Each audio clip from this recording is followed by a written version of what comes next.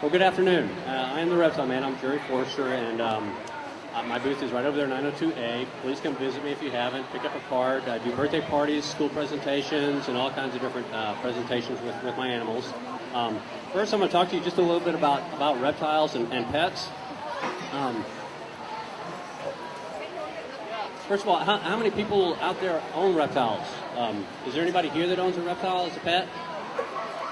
One, two. No, mom doesn't count. Three, yeah, okay.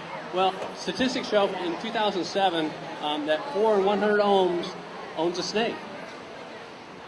7 in 100 homes owns a lizard.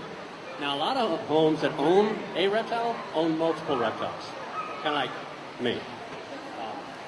And the increase in popularity from 2004 all the way up through 2007 has been 22% per year. People are getting more and more interested in reptiles. I think that's an awesome thing. Reasons for getting a reptile as a pet, there are some good reasons and some bad reasons. Some of the poor reasons are the cool or the wow factor. You walk into a store, you see somebody like me walking around with this lizard and this snake, and ooh, that's a cool pet. Well, it is, but that's not a good reason to get one as a pet. Also, just the novelty of it, just saying, oh yeah, I'm cool because I have this pet. That's not a good reason either. And most definitely, I see a lot of youngsters out here, and you guys know as parents that the youngsters, they like to give you that little pouty face and say, please mom, giving in to the whining is not a good reason to get a reptile as a pet either. Now, some good reasons is that maybe you enjoy pets and you're really interested in reptiles. Those are good reasons because now you're probably going to be responsible. And then, of course, for me, I am real particular to snakes. I really like snakes a lot because they're very low maintenance. They're easy animals to take care of.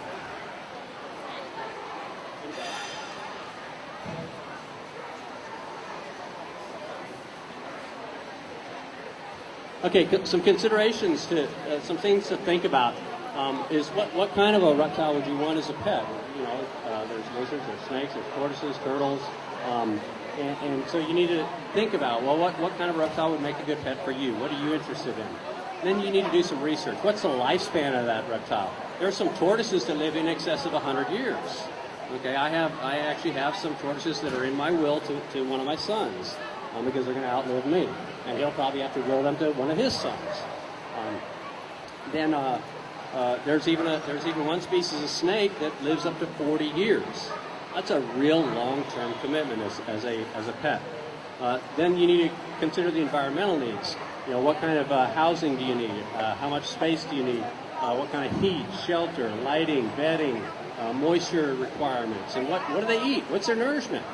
You know, you need to do all that research before you consider buying a reptile. Some of the best choices, my recommendations, is if you wanted a lizard as a pet. A lot of people like lizards, and one of the popular lizards out there is the iguana. That's not high on my list. It's very low on my list as a lizard pet because they're very high maintenance and they get large. Leopard geckos are good beginner lizard pets, and so are bearded dragons. Bearded dragons are my favorite, and if you've been by my booth, you've seen several of them. I brought a lot of them with me. They make awesome lizard pets because just by nature they're very, very tame and they don't mind being handled. As far as snakes are concerned, royal or ball pythons are my #1 recommendation. They're the best snake pets there are. That's what on my shirt right here, and I'm going to show you some live examples in just a minute. And then the corn snake is pretty popular too, and that's a good beginner snake pet as well. They don't get very large. Now, if reptiles are cool to you, but you're not interested in having one as a pet, well, that's when you call me. I'm the Reptile Man, and I do birthday parties, school presentations, classroom presentations, this kind of presentation right here, 4-H clubs, Boy Scout camps, summer camps, all kinds of different functions I do. And I'm gonna show you now a few examples of.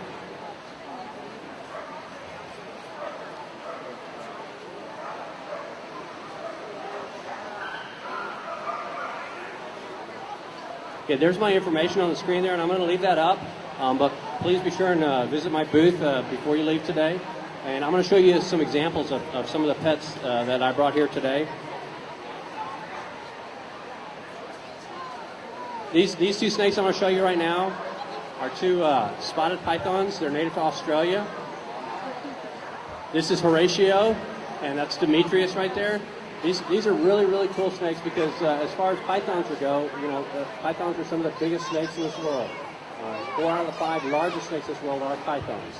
Well, the neat thing about spotted pythons is these are adults. These are full grown. This is the smallest species of python in the world. Real trustworthy little snakes. They don't get big. Real soft to the touch, and again a great temperament. These are really cool snakes. They're not easy to come by, but they're really, really cool snakes.